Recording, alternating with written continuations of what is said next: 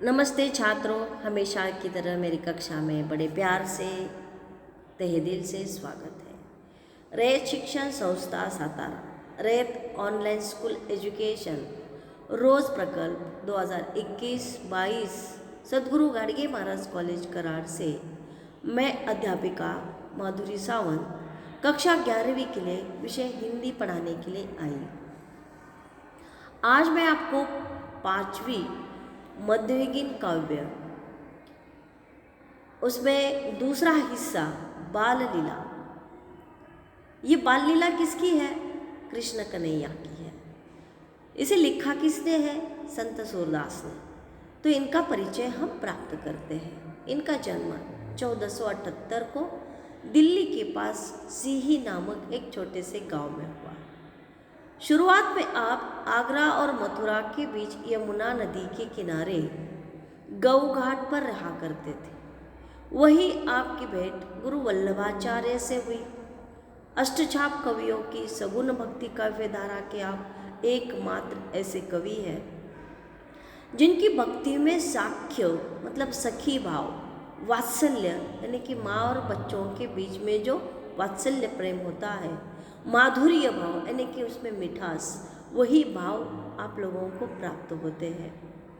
कृष्ण की बाल लीलाओं तथा वात्सल्य भाव का सजीव चित्रण आपके पदों की विशेषता है।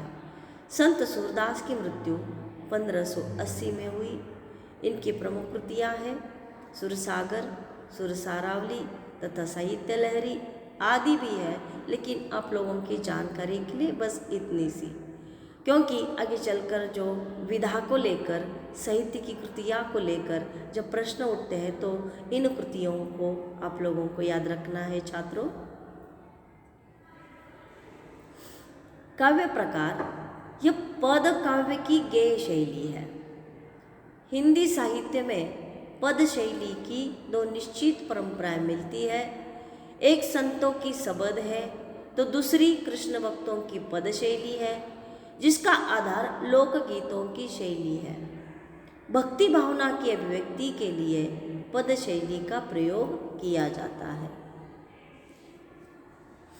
काव्य का परिचय देते समय प्रस्तुत पदों में कवि ने कृष्ण के बालहट एवं यशोदा की ममतामयी छवि को प्रस्तुत किया है। प्रथम पद में अपने लाल की हर इच्छा को पूरी करने के लिए आतुर हमारी यशोदा मैया कृष्ण हट को चांद की छवि दिखाकर बहला तो लेती है।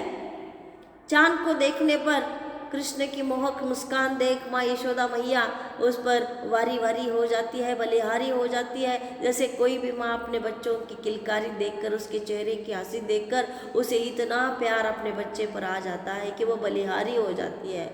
द्वितीय पद में माँ यशोदा कृष्ण को कलेवा करने के लिए बड़े प्यार से दुलार रही है। उसका बेटा सो चुका है। कृष्ण ये लाला कन्हैया सोए हुए हैं, उसे प्यार से खिलाने के लिए उसे जगा रही है। उनकी पसंद की विभिन्न मिठाइयाँ उसने बनाई है और उसकी मनोहार कर रही है। बार बार जसुमती सूत बोदती, आऊ चंद तो ही लाल बुलावे। मधु मेवा पकवान मिठाई आपुन खेहे ते ही तो ही खवावे। हाथ ही पर तोनी तो ही लिन्ने खेले, नैकु नहीं धरणी बैठावे। जल बासन कर ले जू उठावती, याही मैं तू तन धरी आवे। जलपूट आनी धरणी पर राखियो, गही आन्यों पर चंद दिखावे। सूरदास प्रभु हसी मुस्काने, बार बार दो करनावे।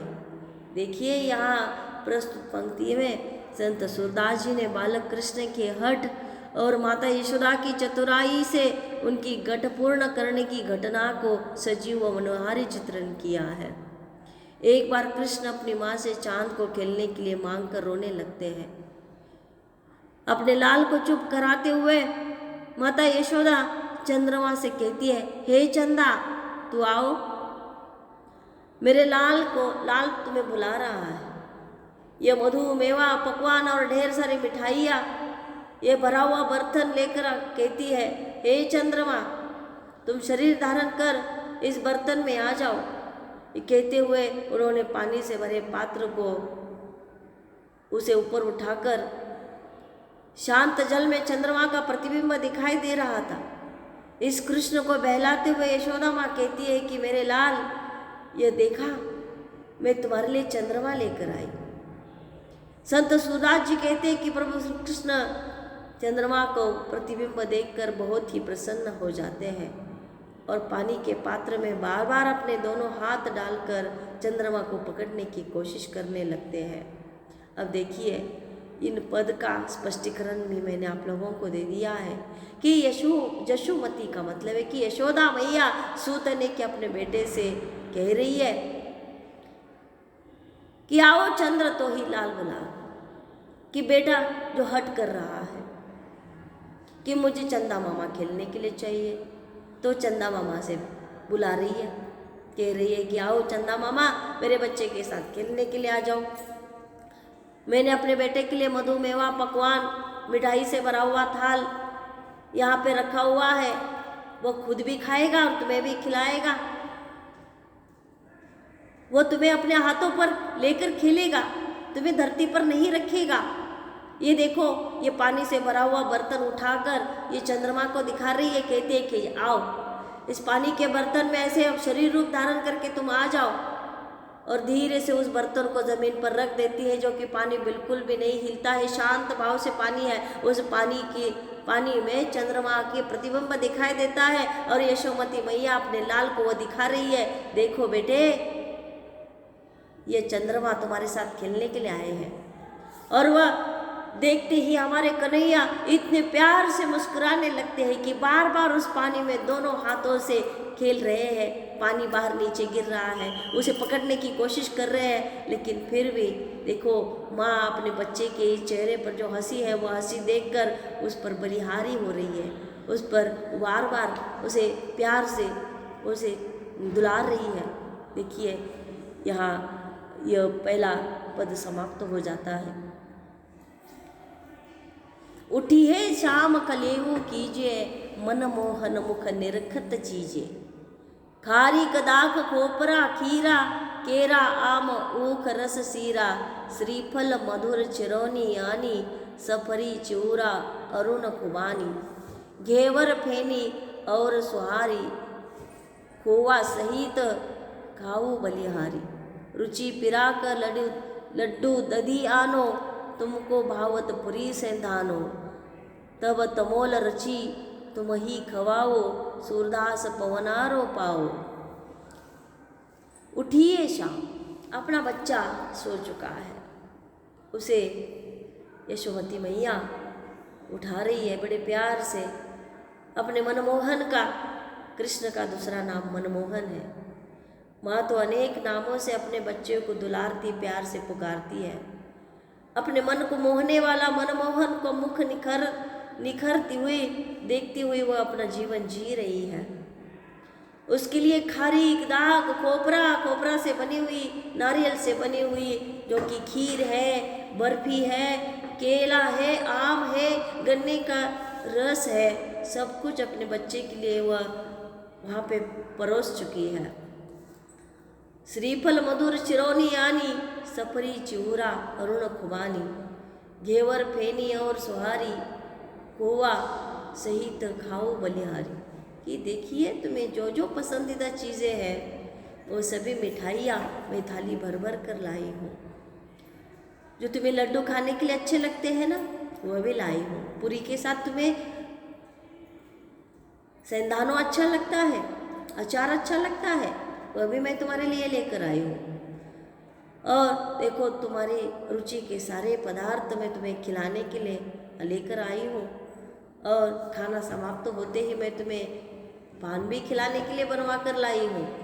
बालक कृष्ण को कलेवा कराने के लिए माता यशोदा किस तरह से अपने बच्चे को प्यार से दुला रही है, मनोहार कर रही है, उसका मनोभाव वर्णन प्रस्तुत पंक्तियों में संत सूरदास जी ने किया है। माता यशोदा अपने लाल को उठाते हुए कहती है, हे श्याम उठो और कलेवा कर लो, मैं तुम्हारा ही मुख देख देख कर जी रही हूँ। हे मेरे लाल, देखो मैं तुम्हारे लिए छुआरा, खारीक, किशमिश, गरी, खीरा, केला, आम ईख का रस, ईख यानी कि गन्ने का रस, और शीरा, मीठा मीठा शीरा तुम्हें अच्छा लगता है ना खाने के लिए, वे भी लाई हूँ। मीठा मीठा श्रीफल, चिरौनी, अमृत, चिवड़ा और जर्दालू भी है। मेरे लाल, मैं तुम पर बलिहारी जाऊँ, वारी वारी जाऊँ। तुम उठो और घेवर, फेनी और पुड़िया खोवा के साथ खाओ। मैं गुजिया, लड्डू बनाकर दही के साथ भी लाई हूँ। तुम्हें पूड़ी के साथ साथ अचार बहुत अच्छा लगता है, मैं वह भी लाई हूँ। ये सब खाने के बाद मैं तुम्हें अपने हाथों से पान भी खिलाने वाली हूँ। इस पर सूरदास जी कहते हैं कि देखो, पान भी खिलवाई मिलनी मुझे चाहिए। मतलब देखिए कि यशोदा मैया अपने बच्चे के लिए, अपने लाल के लिए कितने सारे पकवान, कितनी सारी मिठाइयाँ वो लेकर आई है और बच्चे को खिला रही है। इन दोनों पदों में पहले तो अपने बच्चे का हट पूरा करने वाली माँ, उसका वर्णन सूरदास जी ने किया है। चंदा मामा, वैसे तो बचपन में हम सबको बहुत पाते हैं, हम उसे मामा कहते हैं क्योंकि वह हमें माँ की तरह अच्छा लगता है। बचपन से गीत सुनाती है माँ। मामा भी अपने कोप में उठाकर हमें शांत करने की कोशिश करते हैं। माँ के जैसे प्यार करने वाला मामा भी होता है, इसलिए हमने मामा कहा है। बचपन से आप लोगों को भी माँ ने यह गीत गाकर सुलाने की कोशिश की होगी। इसी तरह से यशोदा मैया के सामने हट करने वाला कन्हैया, जो कि उसका हट भी हमारी यशोदा मैया बहुत चालाक होती है, उसका प्रतिबिंब दिखाकर उसे खिलाने के लिए दे देती है, मतलब खेलने के लिए दे देती है। और छोटे से ये पान कन्हैया पानी के प्रतिबिंब के साथ बार बार खेलते रहते, उसके अपने हाथों में उठाना चाहते हैं। यह पहले पद में दिखाया था, दूसरे पद में अपने मनमोहन को वो उठाना चाहती है, उसे खाना खिलाना चाहती है। उठिए, बहुत देर तक आप सोए हुए हैं, खाना खा के आप फिर से खेल लो और फिर सो जाओ। कि कोई भी माँ अपने बच्चे के लिए बहुत प्यार जताती है, बहुत कोशिश करती है। धन्यवाद।